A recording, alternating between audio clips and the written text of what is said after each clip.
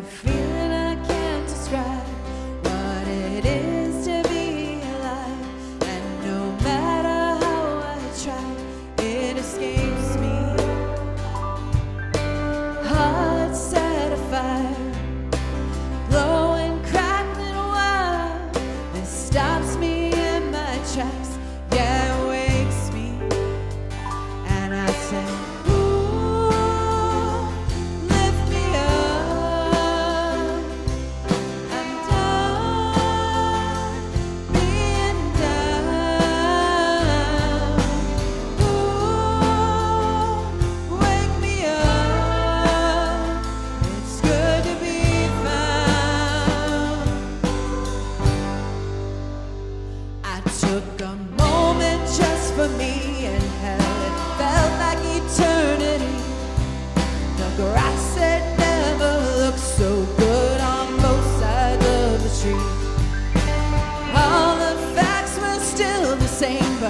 just a whole lot less like shame, and I fell in love with the rough spots on my face and feet. Oh, rise and shine. We only got today to be alive. Yeah, this life is mine, that I share it with.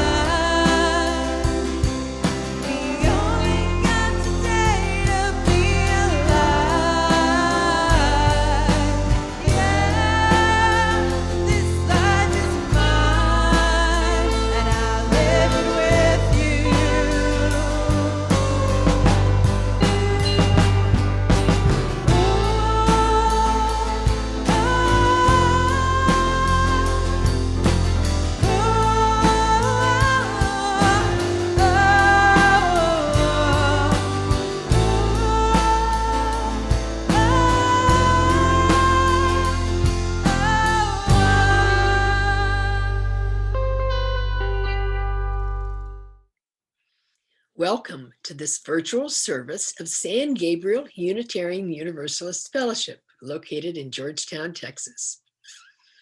We are a liberal community of people with many beliefs and backgrounds, dedicated to welcoming all, promoting social justice and environmental stewardship. To learn more about us, check out our website at sangabrieluu.org. If you're unfamiliar with Unitarian Universalism, please visit their website at uua.org. We are pleased to have the Reverend Erin J. Walter as a visiting speaker today.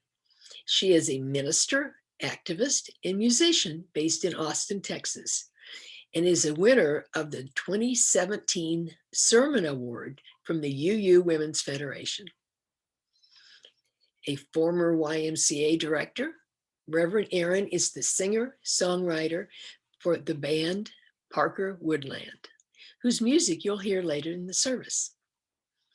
She serves as a board member for the Texas Unitarian Universalist Justice Ministry and is the affiliated community minister for Wildflower Church in Austin. You can find more about her ministry and her music at erinwalter.com. Hi, I'm Chuck Collins. And I'm Irma Collins. And we were asked to light the chalice in front of one of our pieces of art. So this is a family mural that we painted. It's called Nemo's Failure. And we painted it in our living room. Okay, so now it's time to light our chalice. Lighting a Chalice by Brian Kelly. In times of darkness, we stumble toward the tiny flame. In times of cold, we seek the warming fire. In times of repression, we reach for the lamp of truth. In times of loss, we pray for the comforting light. In times of joy, we light a candle of celebration. Spirit of life, we kindle this light. Help us to find what we need this day. Good morning from Austin, Texas, and the community room of Wildflower UU Church. I am the Reverend Erin Walter, and it is my great joy to be with you today, even virtually. Thank you so much for the invitation and the opportunity to connect. Our call to worship words today come from the Reverend Manish Mishra Marzetti. He writes, "The universe sings no less, because time and space wear us thin. The music calls us to recognize our limitations, to recognize that the song is best sung with others." In that spirit of singing and doing our best together with others, we gather today. And I also want to share with you the mission of Wildflower Church. It is growing spiritually together, spreading love, justice, and joy. So I come to you in that spirit to connect with the mission of your congregation and to worship and be together today. Welcome. Hi, I'm Marcia Lovin. Would you join me this morning in reciting our affirmation? The doctrine of this church is love. The quest of truth is its sacrament, and service is its prayer. To dwell together in peace, to seek knowledge and freedom, to serve humanity and fellowship, to the end that all souls shall grow in harmony with the divine. Thus do we covenant with each other.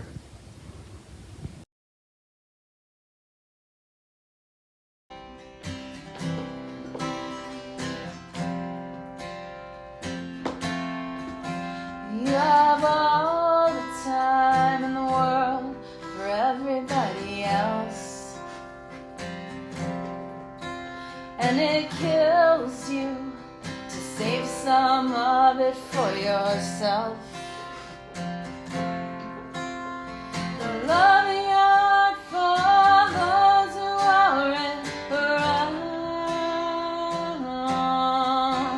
What if you gave it to those who hold their ground? There comes a time when even you'll have to decide. Are you ready to stop living someone else's life? There's a difference between giving up and settling down.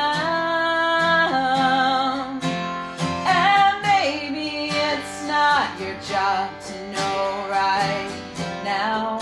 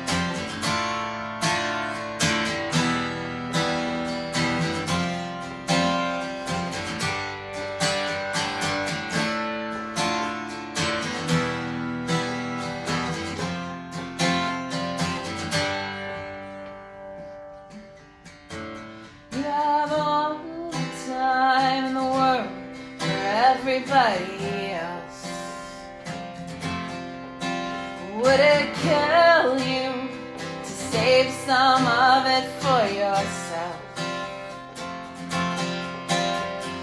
Love young for those who are never around. Well, you could save it for those who won't let down. This isn't the easy way out. This isn't the easy way out.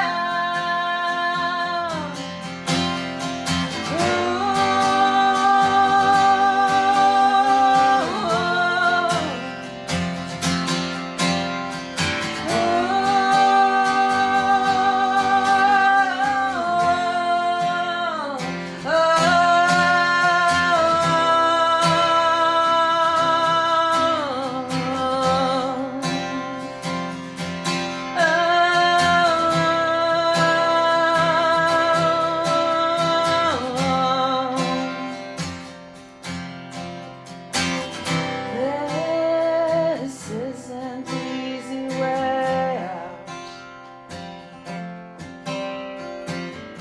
This isn't the easy way out. This isn't the easy way out. This isn't the easy way out. So, are you familiar with the concept of a barn raising?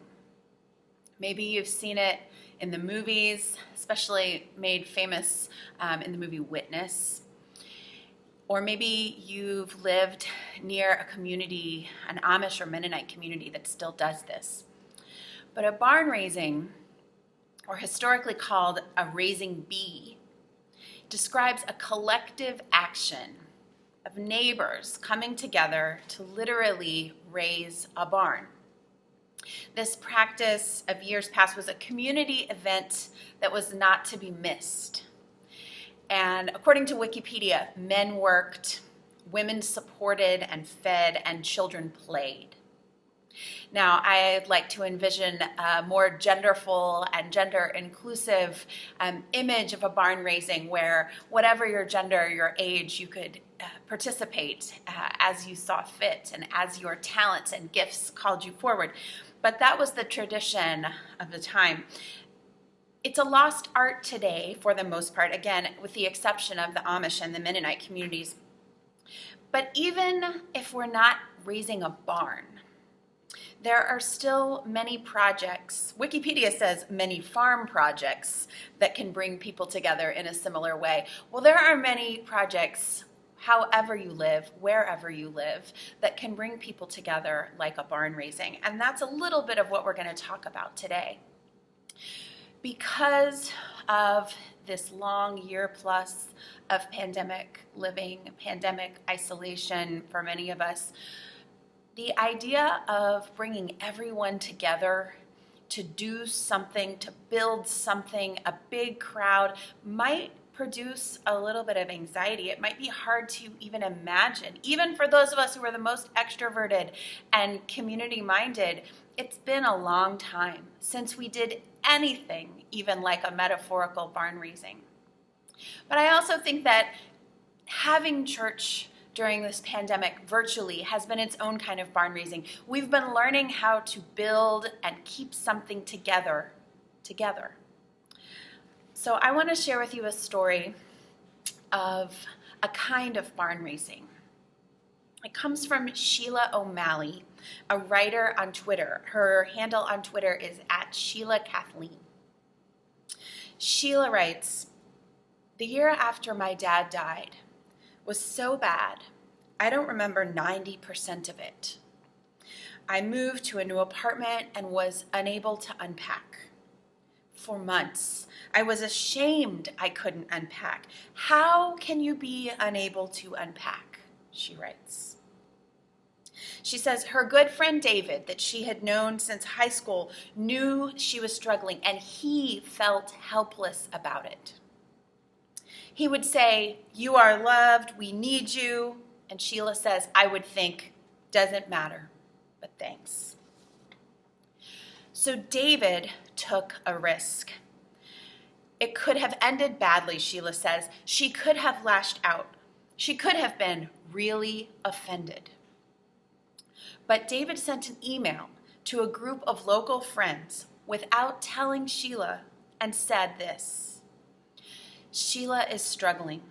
She needs our help. Let's all go over there and unpack her apartment for her. Bring food. Let's make it fun."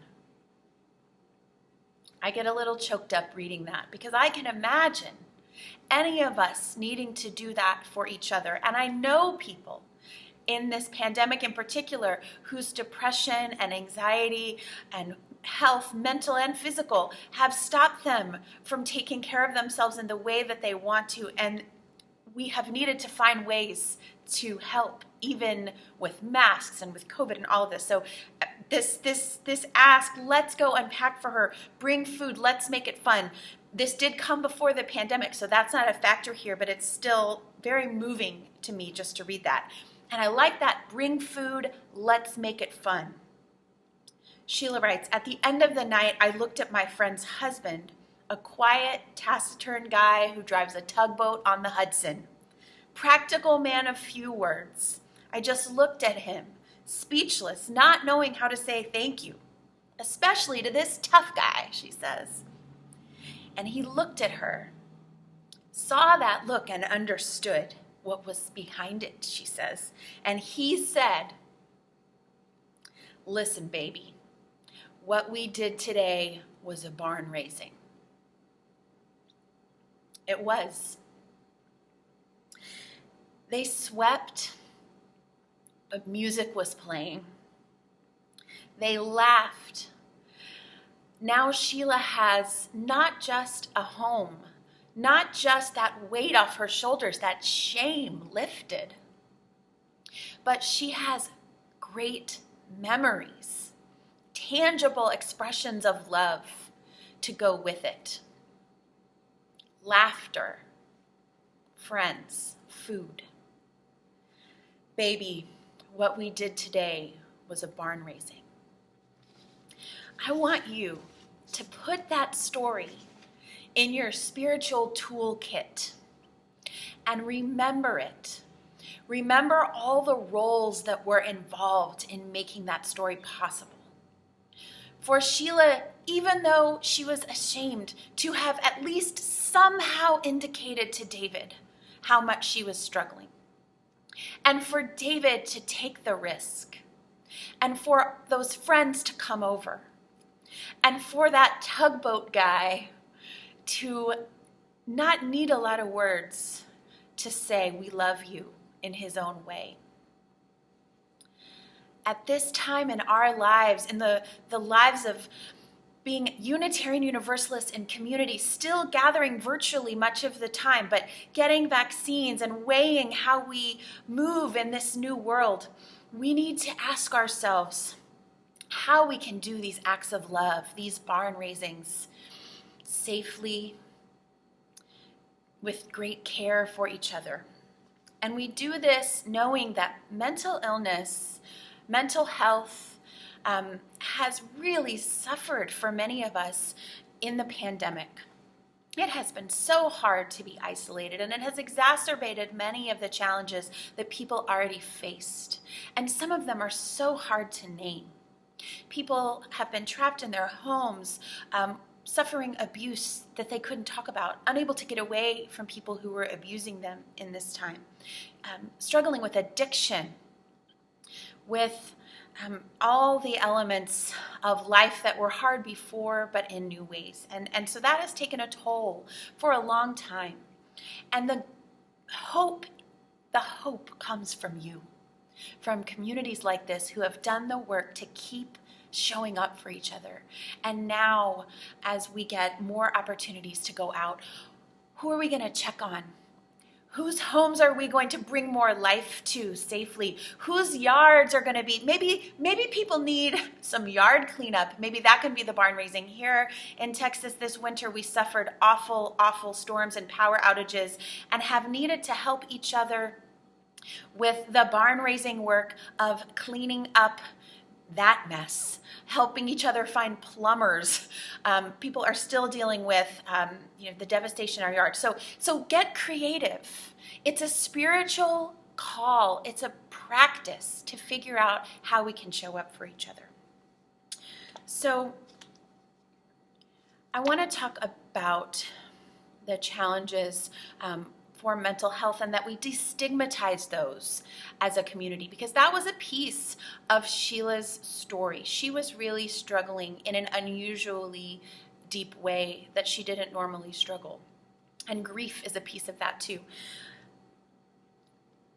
Our churches need to be places where we talk about mental health and mental illness, where we lift shame by naming things. And so one of the things that I want to do before I tell you some more stories and we talk about resources for mental health and community care, I want to share with you some of the elements of mental illness and mental health struggles that are present for me in my life, either personally or in my immediate circle of what I would consider family. Religion has added layers of shame, of not being able to talk about things historically, especially around depression, which can lead to suicide, by saying to people that those who commit suicide are going to hell or are committing a sin. So we as Unitarian Universalists need to look at the whole spectrum of mental health struggles and say no. Our faith tells us that you are loved no matter what. And so part of releasing that stigma is naming the things that we, as beloveds, as whole children of the holy, include in our lives. In my life, depression, anxiety, post-traumatic stress disorder and complex PTSD, alcoholism, eating disorders, suicide, and personality disorders. These are conditions that are known to me through my extended family, a family that I love, that I wouldn't trade for anything. We also know joy, peace, success, birth, rebirth, laughter, love. All of these things are a part of the human experience, and to act like some of them are not there, are not real, or make you less would be spiritual malpractice and is a lie. So whatever you're carrying, I want you to know that you are not alone. But sometimes that's easier said than done, isn't it? We can say you are not alone. We can share suicide hotline numbers on Facebook, but how to help people feel it? And sometimes that's where that barn raising piece comes in. I read a book called Lincoln's Melancholy, and I usually like to hold up books when I'm leading church, but this one's on my Kindle. And so I hold up for you one of my joy practices, which is colorful things. My Kindle has a colorful case. But in here is the book Lincoln's Melancholy, and it talks about President Abraham Lincoln's depression and how deeply it affected him. And of course, no one is perfect, and certainly no president, but we remember President Lincoln for his significant role in the movement for civil rights and ending slavery, and had depression taken fully control of his whole life, what might be different? So I want to tell you a story from this book, Lincoln's Melancholy. It is told that President Lincoln would be so deep in the struggle, in what some call the dark night of the soul, that friends would have to stay with him to make sure that he made it through the night. Have you been that friend for someone? Have you been there yourself? I love the psalm, "Weeping may endureth for the night, but joy cometh in the morning." Sometimes it's hard to feel that, though. And that's where your friends, your family who will just sit with you and hold your hand, or text with you, or talk to you on the phone, that's where those folks come in. A lot of it is letting people know that they're loved just the way they are. And there's nobody who did that better than Fred Rogers. Mr. Rogers was a community minister like myself, and a few years ago, the movie Won't You Be My Neighbor was out, and I hope you saw it, and I think I'm due to watch it again because it was so affirming. But his show was his community ministry, just like music is my community ministry, among other things.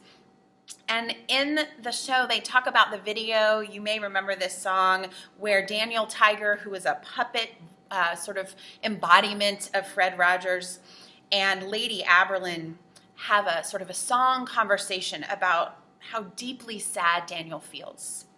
And in the documentary, we learned from Fred Rogers' wife that in retirement, he was deeply depressed, losing his expression, his work, his expression of his call and his ministry. Retiring from that show took a very hard toll on him. And so I also want to say, for those of you who might be struggling with that later in life, or in retirement, or even in the isolation of pandemic, what is my purpose? Some of you know I lost my job as a director of the YMCA early in the pandemic due to COVID cutbacks. And so that grappling with purpose can really affect our mental health as well. And so this was something that even the cheery and lovely and wonderful Fred Rogers grappled with. And so in this song that Daniel Tiger and Lady Aberlin sing, which you can find on YouTube, Daniel Tiger says, "Often I wonder if I'm a mistake. I'm not supposed to be scared, am I? Sometimes I cry and sometimes I shake, wondering, isn't it true that the strong never break? I'm not like anyone else I know. I'm not like anyone else." Well, Lady Aberlin responds, "I think you're just fine as you are. I really must tell you, I do like the person you are becoming. You are my friend. Quiet or shaking or dreaming or breaking, there's no one mistaking. You are my best friend." Here's what's important about this sweet duet, and here's where this is a barn raising. Here's where this is about how we accompany each other through hard times of the Spirit. This wonderful little duet does not solve everything. Lady Aberlin is not showing up to fix her friend. They sing and their voices weave together. Daniel Tiger continues to wonder if he's a mistake, and Lady Aberlin continues to say, "I love you and you are fine just as you are." It doesn't fix everything, but they're together. This is what we need. Communities that will accompany us through the hard times, who will believe even when we don't believe that joy is coming in the morning. Maybe someone who will send you a favorite song. Maybe someone who will send you endless cute cat videos or gifts, whatever it is that helps you in that moment. And one of the things that the Reverend Monica Coleman suggests for those dealing with depression is looking for funny things. I want to share with you before we go a little bit of her wisdom. She has a wonderful book called Not Alone, and it offers 40 days of devotions on depression. So there's Reverend Monica Coleman and her book to accompany us in a short amount of time. Very short chapters that can be read in a couple of minutes. When you're struggling, I don't always, in fact, I almost never have the energy when I'm struggling for something heavy and long. So just these short devotionals that give you questions to ponder and journal over. Questions like, who in your life can handle your truth? And what songs express how you feel? She describes depression as making her believe things that are factually untrue. She says it makes her believe that no one loves her. That's what Daniel Tiger was saying, that no one really knows her, that no one sees who she really is, and she becomes emotionally paralyzed. There is Sheila Kathleen, paralyzed about unpacking her apartment. She says she just becomes exhausted and lonely because it takes so much energy to show up in her work life or anywhere in life pretending that she isn't miserable.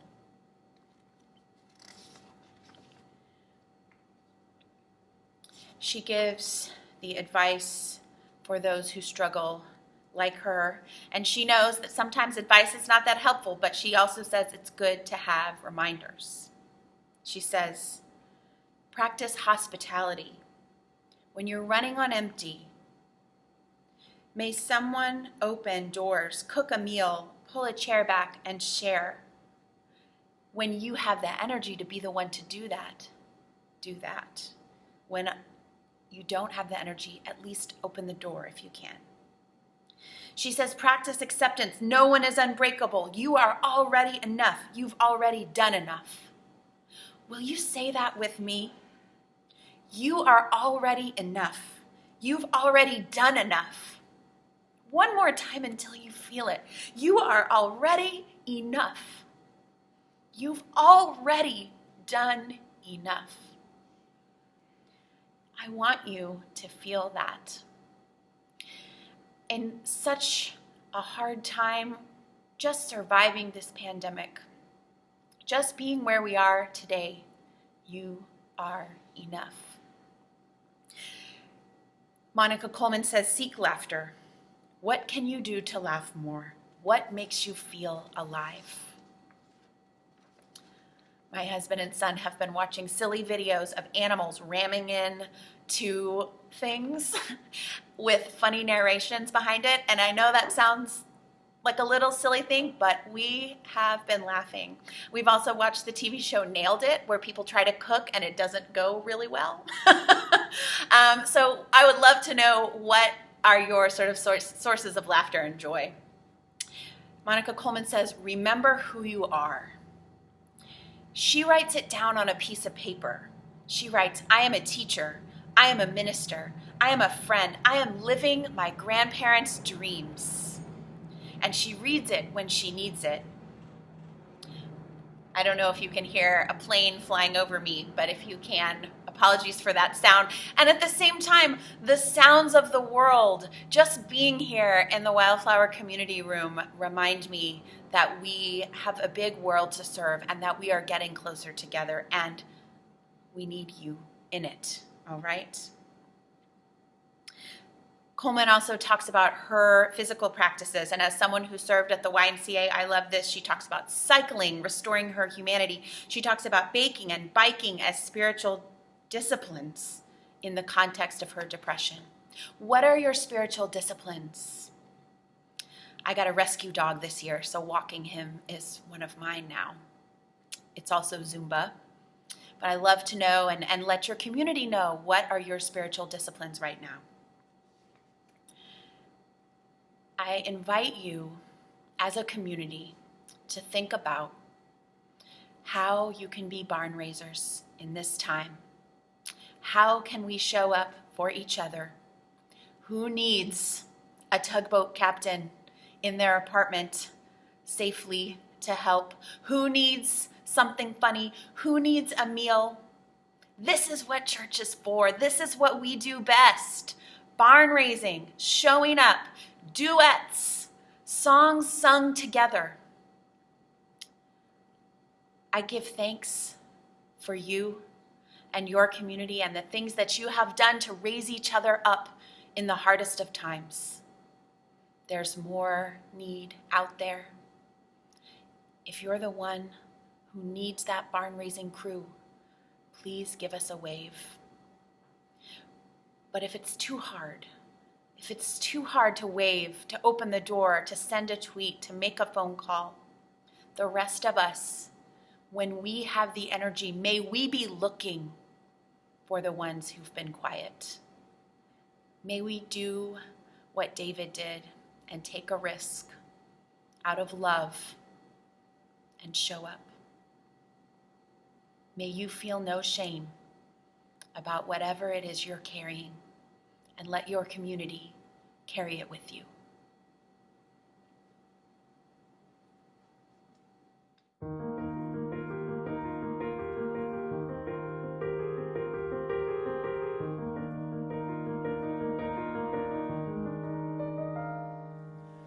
My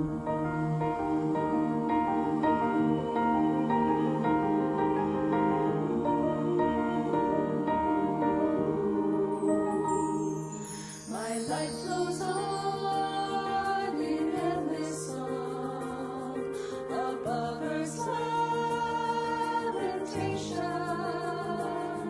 I hear the real, the far off hymn that hails a new creation. No storm can shake my inmost calm, while to that rock I'm clinging, since love prevails in heaven and earth. How can I keep from singing?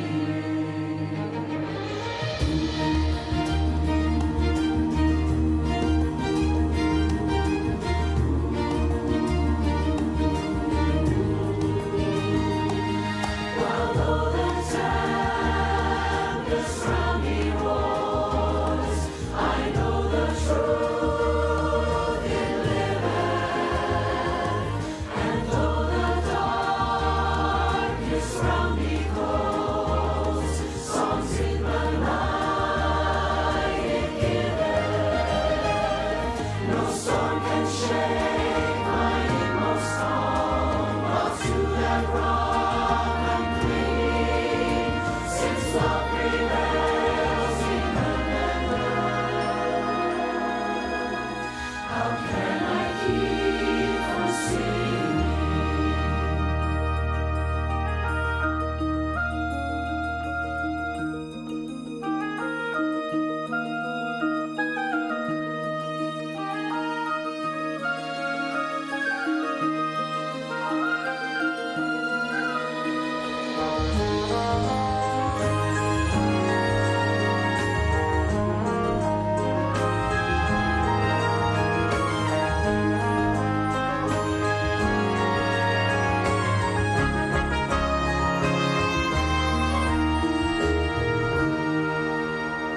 I lift my eyes, the cloud grows thin. I see the blue above it, and day by day this pathway smooths. Since first I learned to love it, no storm can shake my inmost calm.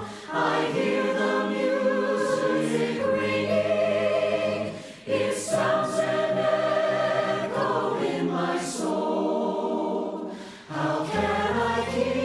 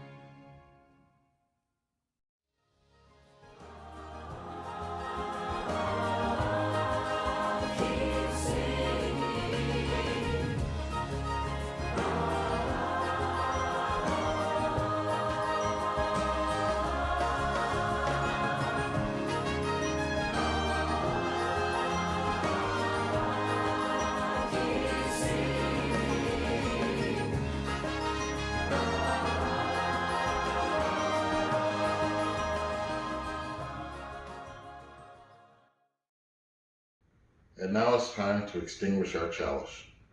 This is Extinguishing the Chalice by Martha Kirby Capo. Our time together is finished, but our work is not done. May our spirits be renewed and our resolve strengthened as we meet the challenges of the week to come. This chalice flame is extinguished until we ignite it again with a spark of communion. Will you take a breath with me? And if you're moved and willing, put your hands out. We've learned during this time, this past year plus of pandemic living, how holding another person's hand is not to be taken for granted. And I lift that up every Sunday in my services. So if you are sitting with someone for this benediction, and if that person is willing, by invitation and always with consent, I invite you to hold hands. And if you're like me and you're the only one in the room, I invite you to imagine whose hand you're going to be holding when we can joyfully be together again. Spirit of life and love, great mystery of all knowing and many names, we give thanks for this day, for making it this far together. May we be someone's barn raiser. May we notice those who have gone silent, and if we are the silent ones, may we find it in ourselves to give a signal. Surround those who are suffering in love, and may they feel their power for what is to come, and heal those of us who are sick. And as always, may we know ourselves as part of the great spirit of life, love, and oneness of the world. Amen. Blessed be, and thank you for this time together.